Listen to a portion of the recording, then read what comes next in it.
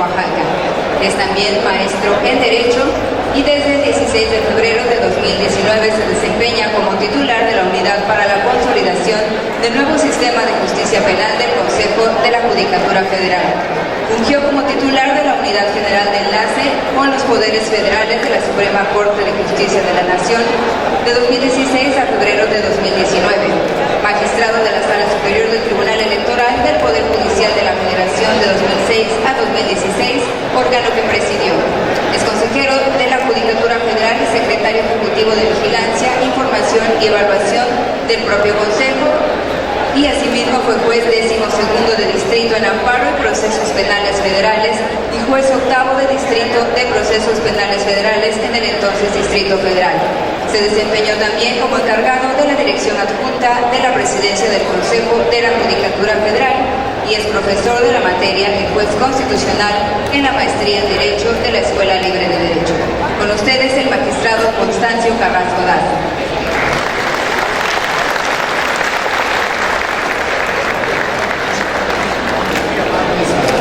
Y a todos, después de este cúmulo de emociones que he tenido el día de hoy, este calor humano y además el calor de Tuxtla que ya me está recibiendo con toda su fuerza, yo agradezco mucho su paciencia, la bondad de estar acá, su generosidad, de veras la agradezco. Y como soy un agradecido real, voy a tratar solo permítanme la expresión, implicarlos en algunas reflexiones que para mí son muy importantes de frente al encargo que el Consejo de la Judicatura, a través de las señoras consejeras, los señores consejeros, el presidente de la Corte, me han encomendado de desarrollar. Entonces yo quisiera reflexionar con ustedes en algunos temas que sin duda lo único que pretendo es sembrarles algunas inquietudes. Agradezco muchísimo, la verdad, la presencia de los magistrados de circuito, de los jueces de distrito, de los jueces de control. De veras muchísimo me honran mis compañeros, todos mis compañeros, de veras por su presencia, sobre todo porque la visión moderna de la Judicatura Federal es muy importante en la vida de los estados donde nos desempeñamos en los circuitos judiciales, como es el 20º. De veras les agradezco muchísimo la presencia de los magistrados, jueces del fuero común, del foro, académicos y todo. Yo no tengo nada que enseñarles ni nada que solamente compartirles puntos de vista para reflexionarlos con ustedes. Dice que, déjenme ponerlo solamente en esta clave. Traje un reloj, no vayan a pensar que soy un gran atleta. Lo hago porque algunos me conocen y voy a tratar de no pasarme de los tiempos.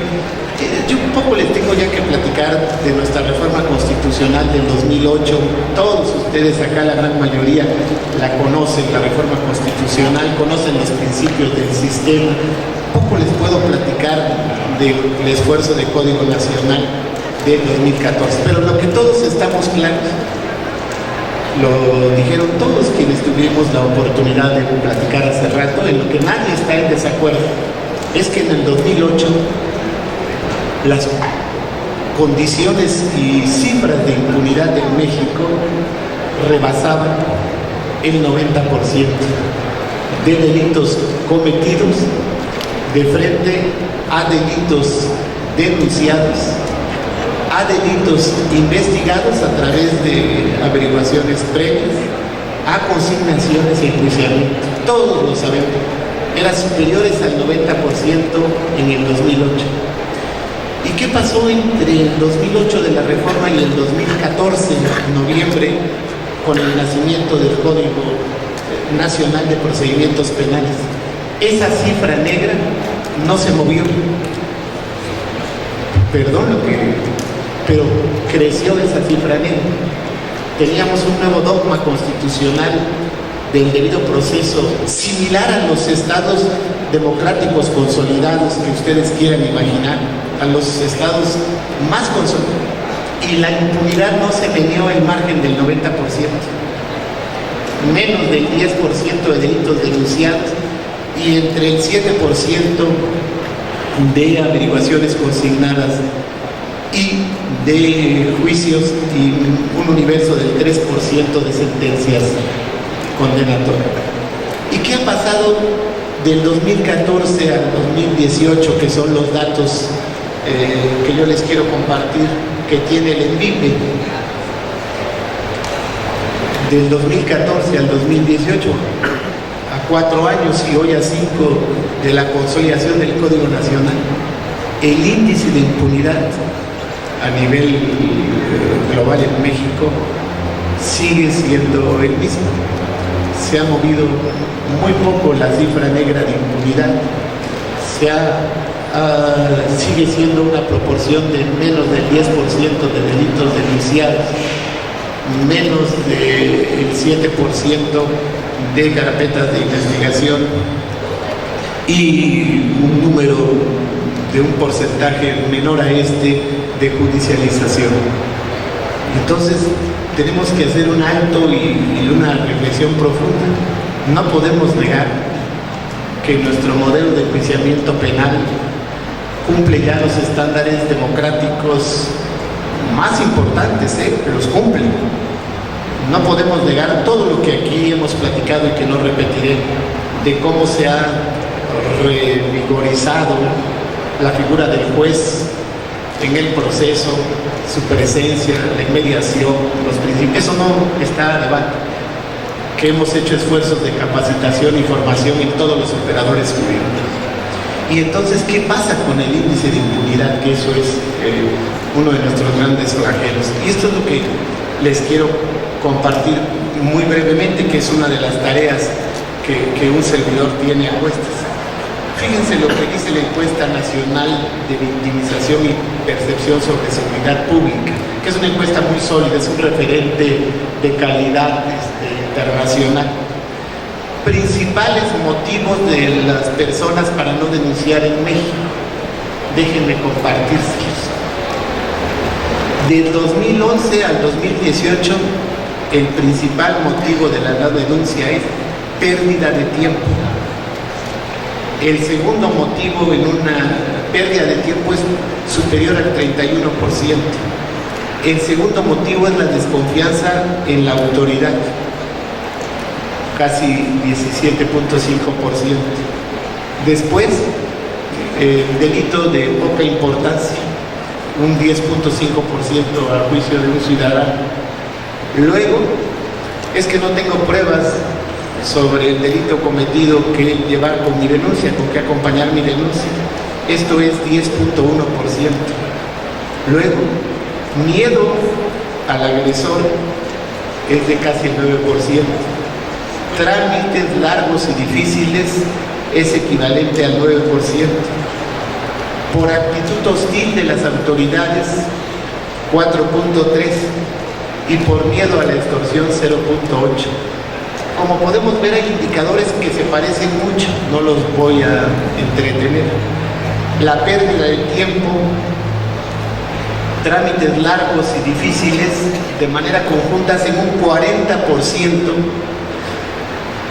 de las razones de la ciudadanía de no denunciar un delito, 40%.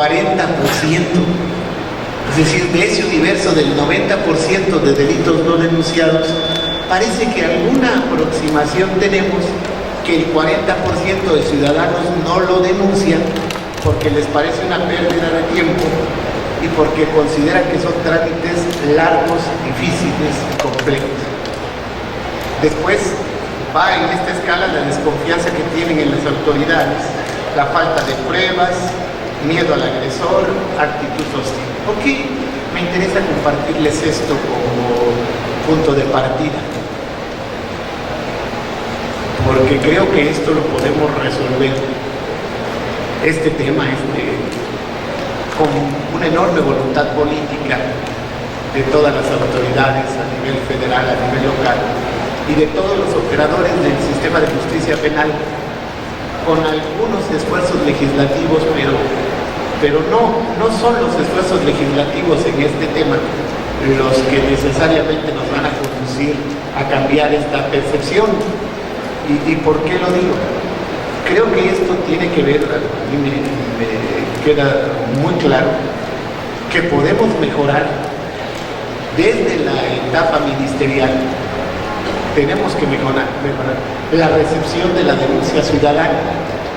Hay que mejorarla en la forma y en el fondo, la recepción de la denuncia. O sea, hay que mejorarla, tenemos que tener estándares para la recepción de la denuncia ciudadana en los delitos que se cometen en perjuicio de los ciudadanos en México. Este es un tema muy serio. El 40% de ciudadanos no denuncian el delito. Por esas circunstancias se imaginan. Por supuesto que sé que con mucho talento ustedes están pensando en qué delitos. El robo simple, los robos de nuestras pertenencias, teléfonos celulares, en fin, dinero, los delitos del tránsito de las calles, los robos domiciliarios, todo. Que el ciudadano no denuncia por esas circunstancias. Es momento de hacer un alto y reflexionar cómo debemos generar en el ciudadano mecanismos de eficientar la recepción de la denuncia, sistemas de eficiencia. Hay modelos comparados que nos muestran la ruta de manera muy clara, incentivos para las autoridades ministeriales, verdaderos esfuerzos que se hacen en el Poder Judicial. Me contaba hace días, escuchaba el informe del director general de la Defensoría Pública Federal de un año, el tiempo, cómo ha mejorado radicalmente el tiempo en que se le da el servicio de defensor público federal a un ciudadano en comparación con nuestro histórico de la Defensoría Pública. O sea, cómo el mismo día, con una agilidad, ya tiene un ciudadano asignado defensor público federal, cuando esa no es una tarea menor, es muy complejo por la proporción de ciudadanos que acuden por distintas necesidades a la búsqueda de un defensor. Eso es el 40% que les quería compartir. Por supuesto que la desconfianza a la autoridad todavía tiene un índice muy alto, superior al 17%. ¿Y cómo resolvemos el tema de desconfianza a la autoridad? Es en lo que nosotros estamos trabajando, y lo que yo les quiero platicar. Sin duda alguna, somos varios operadores jurídicos que estamos implicados en el sistema de justicia adversarial. Guardia Nacional a nivel federal, Fiscalía General de la República, por supuesto, Defensoría Pública Federal, el Poder Judicial de la Federación a través de los jueces de control, jueces de enjuiciamiento y, por supuesto, nuestros tribunales unitarios de apelación. Hay asimetrías, y hay que decirlo, muy importantes en la formación.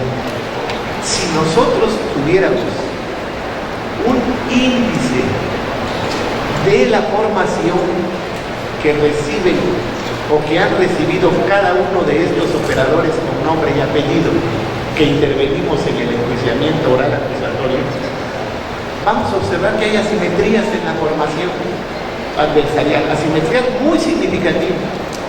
Mientras jueces de control de la Federación y de los estados tienen más de 100 horas de capacitación en el debido proceso adversarial, en la conducción de audiencias, en el desempeño.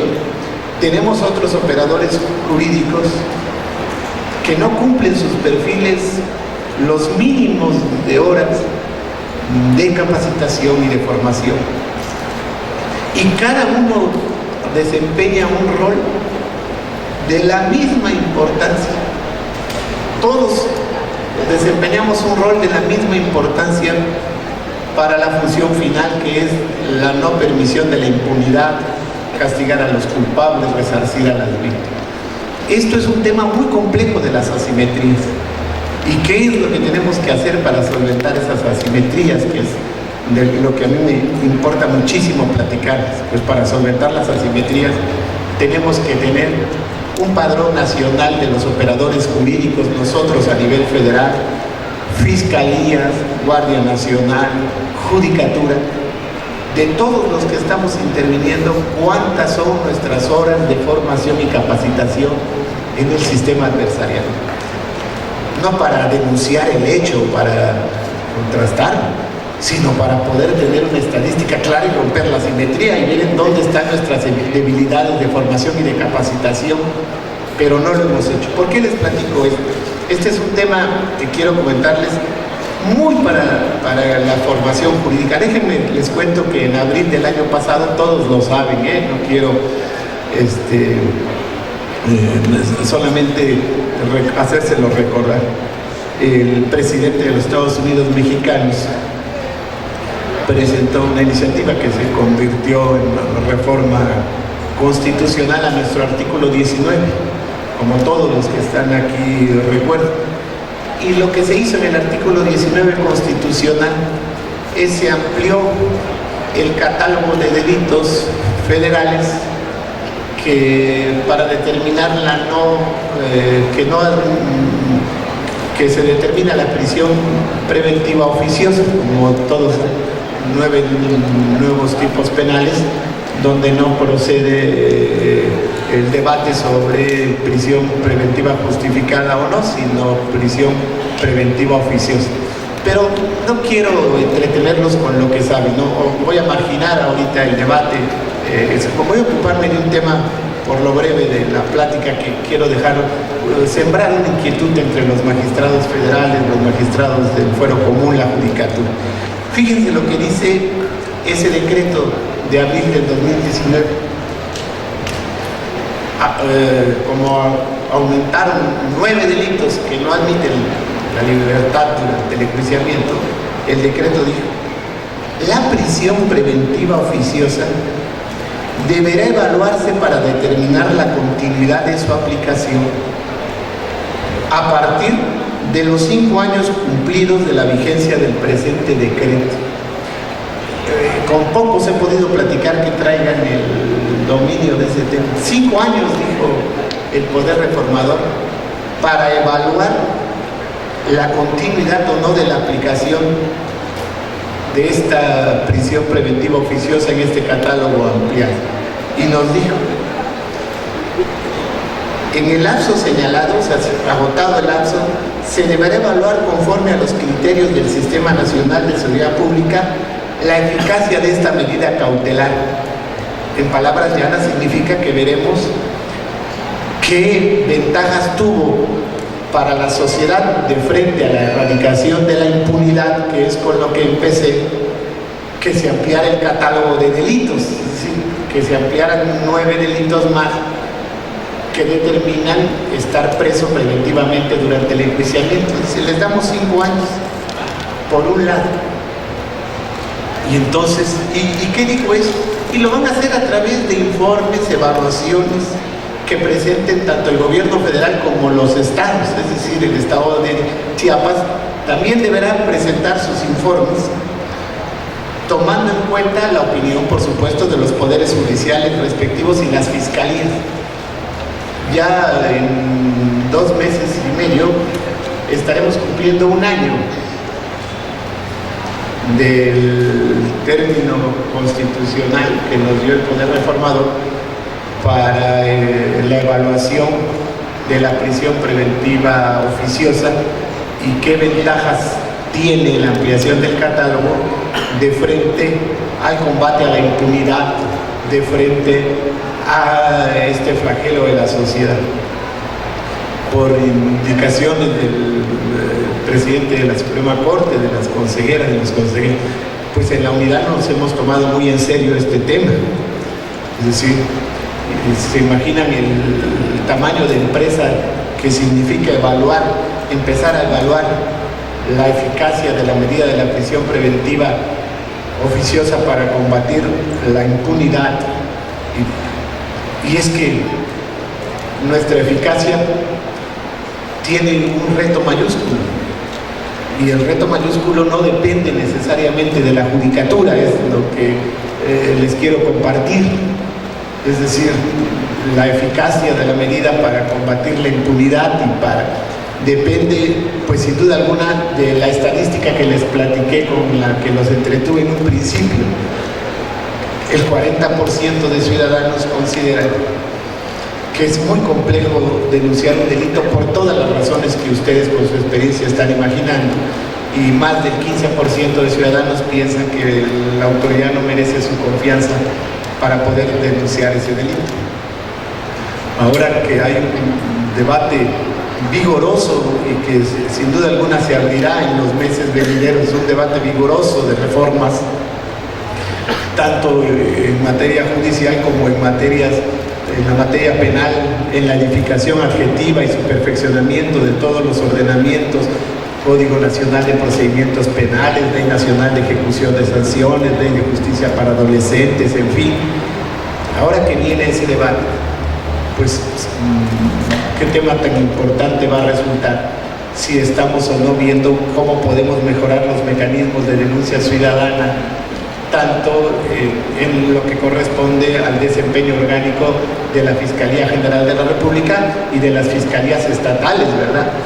Porque si mejoramos la denuncia ciudadana, le damos a la ciudadanía, la convencemos de que denunciar, además de un deber cívico, fundamentalmente como derecho humano a la tutela judicial, va a ser un procedimiento ágil, un procedimiento sencillo, y que va a haber una autoridad confiable y que va a haber una investigación ministerial sólida y expedita, pues podemos vencer mucho este marco del 90% de índice de impunidad y estaremos entregando en 5 años mejores cuentas, porque lo que nos van a medir es si ha bajado la impunidad, lo que nos van a medir es si el ciudadano, al ver que hay prisión preventiva oficiosa para los presuntos responsables de la comisión de estos delitos, y por lo tanto permanecen durante el procedimiento y el proceso y el enjuiciamiento presos, pues genera esta importante dosis de confianza ciudadana. El tema de la prisión preventiva oficiosa, no voy a polemizar, es un tema muy debatido en las democracias en vías de conciliación y consolidadas, de frente a la presunción de inocencia, que debe ser la regla del enjuiciamiento penal en un Estado democrático de derecho. Pero si nosotros, el Poder Reformador, ha determinado la ampliación del catálogo, y esto está en nuestro cúspide constitucional, yo veo como una oportunidad que nos da el propio Poder Reformador de la Constitución de decir, pero esta no es una carta abierta, esto no lo dejamos así, no va a irse ampliando el catálogo de delitos en perjuicio de la presunción de inocencia, nada más como una respuesta paliativa. No, vamos a evaluar cómo vamos, y entonces esta evaluación nos va a implicar a todos, y les quería yo comentar, pero también nos dejó otros retos el Poder Reformador, no los voy a entretener. ¿Qué retos nos dejó? Dijo, en 5 años evaluaremos la eficiencia del sistema penal acusatorio, y ya llevamos uno. Vamos a ver la eficiencia del sistema penal acusatorio. Y nos dio el Poder Reformador líneas, no lo dijo en ambigüedad, debo reconocer, dijo. Primero, el desempeño de las unidades estatales de supervisión de medidas cautelares y suspensión condicional del proceso, la SUMEC. Eficacia de las medidas cautelares aplicadas. ¿Qué nos está diciendo el Poder Reformador? Si impones otras medidas cautelares distintas a la prisión preventiva justificada, que es un catálogo de más de una docena de medidas cautelares, lo que quiero ver es poderes judiciales, fiscalías, de esas medidas cautelares que impones, de ese catálogo robusto de más de 12 medidas cautelares distintas a la prisión preventiva justificada, ¿cuántos de quienes estaban en esas medidas siguieron en el procedimiento, su presencia en el procedimiento y en el enjuiciamiento, y cuántos fueron sentenciados? Eso es lo que quiere ver, para ver si esas medidas cautelares deben ser más usadas en el enjuiciamiento penal. Tenemos medidas cautelares que ya corresponden a las democracias más consolidadas, el uso de los brazaletes, que está probado de manera plena la eficacia que tiene el uso de los brazaletes, sobre todo el favorecimiento a los grupos históricamente marginados en nuestro orden jurídico, que es a la gente de menos de escasos recursos económicos, mujeres en reclusión, mujeres sujetas a enjuiciamiento, grupos minoritarios favorecidos. Entonces nos va a evaluar, nos está exigiendo ya un sistema de información criminal y de judicialización, y por último nos está exigiendo que va a ver cómo vamos en la aplicación de mecanismos alternativos de solución de controversias. Pero, ¿por qué les cuento esto a los tribunales locales y cuál es mi interés? Porque dice el legislador, los avances de la implementación de elementos críticos como la capacitación de los operadores de los poderes judiciales, Ministerio Público, policías de investigación, policía preventiva, peritos, entre otros. Hoy yo incluiría la Guardia Nacional, ¿verdad? No necesitamos otra reforma, es la Guardia Nacional a partir de la reforma constitucional. ¿Y qué nos está diciendo el poder reformador, no el legislador?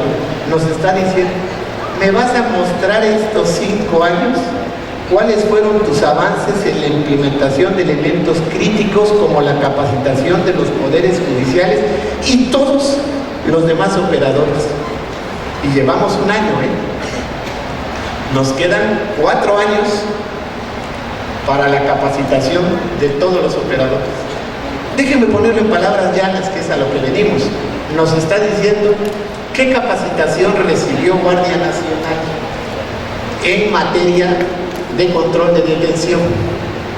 ¿Qué capacitación recibieron los jueces de control, los jueces de enjuiciamiento, en sus competencias en el Código Nacional de Procedimientos Penales? No sé, ¿qué capacitación recibieron los fiscales en su función? Y entonces tenemos que ponernos a hacer nuestro trabajo ya de capacitación de manera inmediata en los elementos críticos, nos dice el poder reformador, creo yo de manera sabia nos dice, pues como hay premura, como es un trabajo, agarren los elementos críticos de su función y capacítense y fórmense en esos elementos críticos. Todos los operadores sabemos cuáles son nuestros elementos críticos. Por ejemplo, lo que a mí me toca, que me encarga el Consejo, déjenme ponérselos así. Tenemos en 41 centros de justicia penal federal casi 6,000 audiencias mensuales. Chiapas, Tuzla, menores números, Tapachula, esa lógica, está inmersa entre la estadística no más alta de enjuiciamiento penal o oral acusatorio federal, pero tenemos 10 estados de la República que el número de audiencias que desahogan cada centro por mes es, ¿se imaginan ustedes? Hagan un alto, 6,000 audiencias mensuales en más de 80 salas de audiencias de 41 centros de justicia. Y ya los abogados, los fiscales, la Guardia Nacional, ya sé lo que están diciendo el doctor Natarengo, nuestra capacidad procesalista, está diciendo, híjoles, ¿qué pasará en las 6,000 audiencias? Déjenme se los cuento. Cuando nosotros llegamos a la unidad en esta nueva administración, lo que tenemos es una asimetría a nivel nacional de cómo se desahogan en cuanto a la forma de desahogo y a las horas que ocupan cada una de las jueces y jueces del control y enjuiciamiento en el desahogo de las distintas audiencias. Mientras lo voy a poner en palabras muy claras, mientras en el Centro de Justicia de Tijuana, en Baja California, que es el primer lugar nacional en número de causas penales, Tijuana, Baja California, los números son, mientras en Tijuana los propios jueces de control han encontrado mecanismos para agilizar la gestión de audiencias, sus audiencias iniciales, sus audiencias intermedias, como tribunal de enjuiciamiento, han encontrado mecanismos de gestión por las cargas de trabajo. Tenemos otros centros con cargas similares que no tienen un mecanismo de gestión de audiencias con esa operatividad. Y tenemos centros de justicia que no tienen esas cargas de trabajo, que tienen problema en la gestión de toda la clase de audiencias y naturales. Pero ¿qué trae como consecuencia? Que las audiencias no se desahoguen en el calendario señalado, que no se desahoguen con la oportunidad, en el horario, en la hora. ¿Cuáles son las consecuencias? Pues las consecuencias son el diferimiento de las audiencias. Y cuando llego a la unidad para la consolidación, me doy cuenta cómo va creciendo el número, el porcentaje de audiencias que no se pueden llevar a cabo. El número de diferimientos va creciendo, el número de diferimiento de audiencias, por razones unas absolutamente justificadas, Hay muchas que se difieren por la complejidad de la notificación a imputados, la problemática de la notificación a testigos, su comparecencia, a peritos. Todos ustedes lo saben en este esfuerzo conjunto, pero lo cierto es que es un porcentaje ya de una cuarta parte de audiencias diferidas y no celebradas. Y la reprogramación de audiencias impacta directamente en el centro de tener que juzgar en plazos razonables. No vamos a regresar a los plazos de juzgamiento del sistema inquisitivo mixto, que superaban, de manera puntual y clara lo digo, superan como regla general los 2 años, lo superaban. Pero ¿cómo vencemos? ¿Y qué estamos haciendo de cara a los elementos críticos que nos exigió el poder reformado? Fíjense que con la asistencia de la oficina del Departamento de Estado de los Estados Unidos, la OTAT por sus siglas en inglés, y con el apoyo de más de media docena de jueces colombianos, la unidad se dio a la tarea de proponerle a las consejeras y los consejeros lo siguiente, y eso quiero compartirlo con los stands. Como nos dimos cuenta que no tenemos simetría entre lo que se tardan los 41 centros de justicia en el desahogo de audiencias iniciales, intermedias, técnicas, en tribunal de enjuiciamiento, y son delitos federales todos. Y por supuesto que los hechos en cada estado tienen una realidad distinta y el número de imputados, pero tenemos estándares como cualquier actividad humana. Y como nos dimos cuenta de esto y el número de diferimientos, ¿qué hicimos? Fíjense que en 1963, un año antes de que yo naciera, por eso no se me olvida la fecha, pues dije, ¿cómo vamos a solventar esto de frente a la evaluación que nos van a hacer en 4 años? Al margen de quien esté en la unidad, pues yo le tengo que dejar y decir, porque él me va a preguntar, enséñame cómo atacaste los elementos críticos, cómo atacaron los elementos críticos para revisar, porque ya no van a tener tiempo ellos, ¿verdad? Yo debo atacar esos elementos. Y entonces descubrimos que en Estados Unidos, que es ancestral el enjuiciamiento oral acusatorio, en 1963 hicieron crisis, porque así lo reconocen, en las asimetrías que tenían el desahogo de audiencias en sus 50 estados y las asimetrías que tenían sus distintos desahogos de audiencias a nivel federal en Estados Unidos. O sea, hace 54 años reconocieron que tenían asimetrías. ¿Y qué hicieron? Como los códigos adjetivos no están para resolver cómo se desahogan de manera eficaz y ágil las audiencias, porque no son para eso los códigos señalan perfectamente cuáles son las audiencias y cuál es su naturaleza, pero no son. Estados Unidos hizo una guía de conducción de audiencias, un compendio, tanto audiencias iniciales, que comprende la etapa intermedia, tanto audiencias de juicio, y tiene guías de ejecución de sentencias. Esas guías se arraigaron en el ADN de la cultura judicial adversarial norteamericana, así me ha sido explicado por jueces federales y jueces estatales de los Estados Unidos que han compartido con nosotros esta experiencia. Y hoy los jueces tienen estándares para el desahogo de las audiencias. Pero no solo los jueces tienen estándares, también ese estándar le sirve a los defensores públicos y privados. Ahí hay un estándar para la audiencia. También le sirve al propio imputado ese estándar para el desahogo y por supuesto a los fiscales.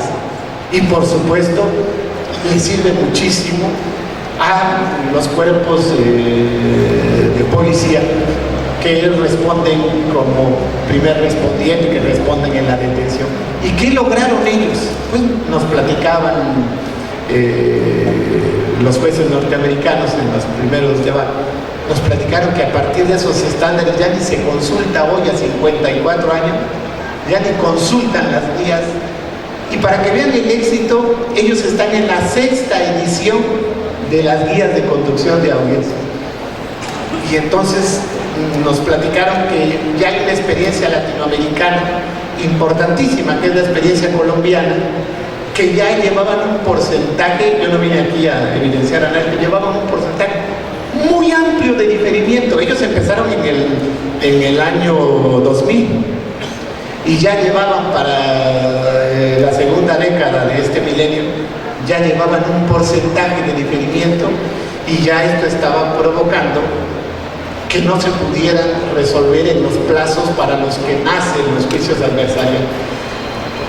Platicamos con la OMDAT, tenemos la feliz coincidencia que el embajador de los Estados Unidos en México pues es un jurista con una formación de jurista en la propia Corte de los Estados Unidos como secretario, y entonces muy animado a este empeño se le propuso en su momento al Pleno del Consejo de la Judicatura, por supuesto al presidente, y nos autorizaron estar trabajando, y estamos trabajando con jueces colombianos que tienen una enorme perdiz en las distintas guías de conducción de esta tríada de guías, pero queremos implicar a los estados en este trabajo, es decir, porque es un código nacional, no es un código federal, y tenemos, como dijo de manera muy clara en su oportuna intervención el gobernador constitucional del estado y el señor presidente del tribunal, o ese esfuerzo conjunto o no lo es, y a dónde vamos, y esto es lo que quiero dejar en ustedes sembrar. Pues ya llevamos la segunda sesión de 7 sesiones para construir las guías de conducción de audiencias, y nos vamos a ver si Dios nos presta vida y todo sale bien, porque tanto la OMDAT como el Consejo de la Judicatura escogimos a Chiapas para molestar al señor presidente del tribunal, a los magistrados de las salas penales, salas regionales, a los jueces, al rector de la universidad, para que vea cómo trabajamos con más de media docena de jueces colombianos y de expertos en el trabajo adversarial, la Judicatura Federal de México, jueces de control y magistrados de tribunales unitarios, cómo estamos trabajando en este esfuerzo de tribunales colegiados para lograr las guías. Queremos a final de año tener terminadas las guías de conducción. Nos están apoyando pues por razones de cercanía y por su legitimidad el Tribunal Superior de Justicia de la Ciudad de México, el Tribunal Superior de Justicia de Puebla, compartiendo jueces, pero vamos a ir a estados muy significativos que han tenido una vanguardia y que han desarrollado muy bien su esquema adversarial. Así fue escogido Chiapas, y vamos a comentar hoy al señor presidente del tribunal para que sea el portavoz con el señor gobernador, que estamos escogiendo en el calendario junio para venir a Chiapas y tratar de convencerlos de este esfuerzo conjunto de guías de conducción de audiencia. Lo que les quiero decir es que estamos haciendo nuestro trabajo, y es importantísimo que los demás operadores jurídicos, cada uno en las fases que les correspondan, pues nos pongamos la camiseta y los protocolos de actuación y las guías. Déjenme contarles solamente algo final. Cuando estaba en la sala superior, decía mi compañero, el magistrado Salvador Nava Gomara, con un gran afecto, el magistrado Carrasco tiene 2 finales, y entonces he tratado de vencer esa tradición y ahora nada más tengo uno. Déjenme ponerle punto final al tema. ¿Cómo se recobra la confianza ciudadana en las instituciones, pero más en la de impartición y procuración de justicia? Menudo tema, ¿verdad? Hacemos coloquios, hemos hecho 20 años de esfuerzos institucionales en la Administración de Justicia para resolver la confianza ciudadana, y seguimos y se vuelve cíclico y damos vueltas. Yo creo que la confianza ciudadana, lo digo respetuosamente, en el médico, pues se da si yo voy a ver a un especialista en medicina interna y me resuelve mi problema de salud, y a mí me queda muy claro que queda resuelta porque veo las evidencias, ¿verdad? Veo los análisis clínicos, veo su opinión médica, los medicamentos que me dan, y yo estoy sano.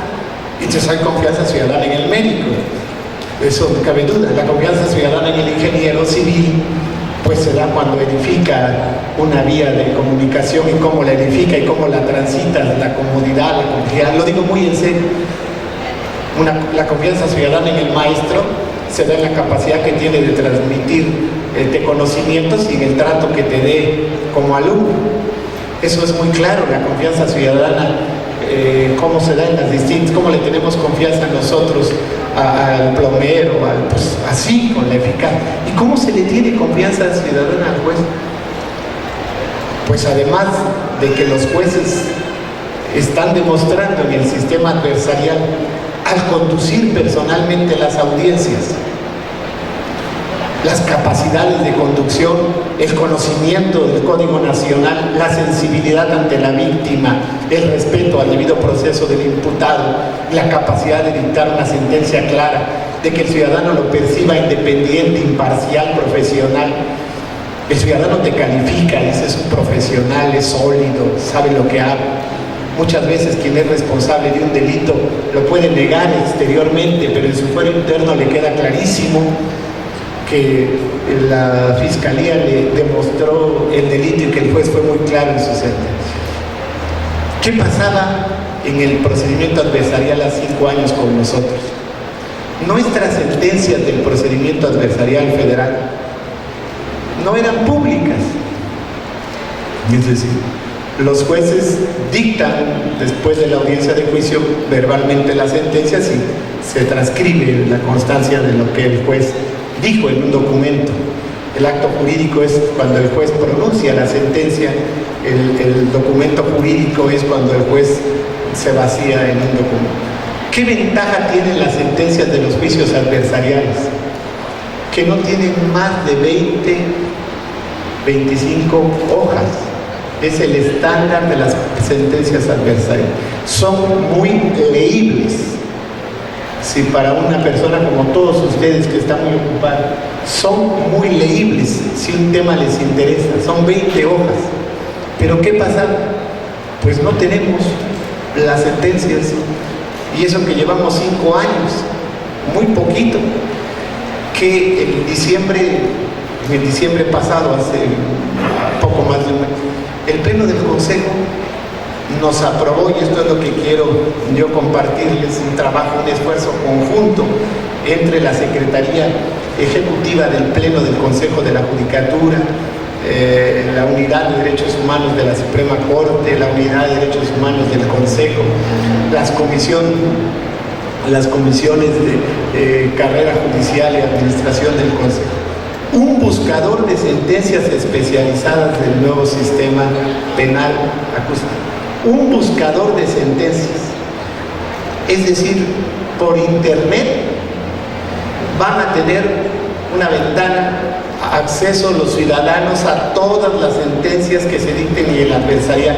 Por fortuna apenas llevamos 16,000 en el histórico, por fortuna. Es decir, 1,500 sentencias de juicio oral, 16,000 por fortuna. Durante este año vamos a trabajar con los centros de justicia, porque así nos los ordenó el Pleno, para que vayan procesando todo el histórico de sus sentencias. Este año tenemos 14,800 sentencias de procedimiento abreviado, pero 1,500 de juicio. Estamos poniendo 10 parámetros en la búsqueda. ¿Qué centro de justicia es? ¿Qué juez? ¿A qué juez? El periodo aproximado en el que buscas la sentencia. Si tuvo un criterio relevante, si hubo un tema de perspectiva de género, cuál es la palabra clave, el delito, el tipo de procedimiento, si se trata de un grupo vulnerable, si se trata de un grupo minoritario. A partir de eso lo buscas. ¿Y qué pasa cuando el ciudadano consulta las sentencias y están en una ventana, que es la vocación del presidente de la Suprema Corte? pues revisa nuestro trabajo, el ciudadano. Solo quiero que todos imaginen, si tuviéramos todas las sentencias penales que se han dictado en el fuero local y federal, imaginen nada más, echen a andar su imaginación. Y yo revisara las sentencias donde estaban involucrados temas de feminicidio o temas que implicaran atentados en contra de las mujeres o de grupos vulnerables, marginados, y yo dijera, tengo toda la oportunidad.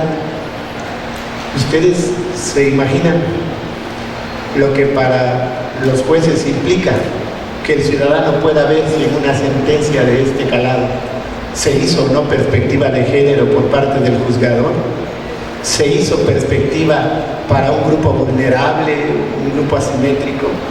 ¿Qué nos hace eso? Pues nos va a imponer a crecer, a eso nos va a imponer a crecer, a convencer al ciudadano de lo que estamos haciendo. La visibilización de nuestras sentencias nos va a acercar más al ciudadano y va a profesionalizar el trabajo, sin duda alguna. ¿Ustedes creen que algunas sentencias que ustedes están imaginando se hubieran emitido igual si los jueces hubieran estado conscientes de que esa sentencia se iba a visibilizar y cualquier ciudadano iba a tener acceso a ella? Yo solo se los dejo como una inquietud. Esto está haciendo el Pleno del Consejo, es muy amplio el esfuerzo, yo quería compartírselos. Estamos buscando aliados institucionales en estas perspectivas. Queremos que nuestras salas de audiencia, tenemos más de 2.100 sillas a nivel nacional, sillones muy cómodos, en nuestros 41 centros. En total tenemos más de 2.100 lugares para escuchar nuestras audiencias. Cuando llegamos a la unidad del presidente, ¿cuánto promedio tenemos de asistencia a nuestras salas de audiencias en asuntos relevantes? Es exiguo, es mínimo. Están vacías nuestras salas de audiencia. Y entonces el principio de publicidad, el principio de transparencia, pues no está cumpliendo con el objetivo de materializarse. ¿Qué estamos proponiendo para este año a las comisiones del Consejo? Convenios con universidades para acercar a los estudiantes a las salas de audiencias, a los asuntos de relevancia institucional, y acercar a quienes estudian adversarial a nivel de posgrado, llevarlos a las salas de audiencias y que después de un periodo que acudan a las salas de audiencias, los jueces vayan a las universidades a responderles las inquietudes que los estudiantes observaron del debido proceso y los jueces les den las razones por las que lo hicieron. ¿De qué otra forma logramos que los estudiantes se involucren en la labor de la justicia y sean los principales aliados para difundir que las cosas se están haciendo y se están haciendo bien, y que de esa manera todos contribuimos a vencer la impunidad? Muchísimas gracias por su paciencia. Muy buenas tardes.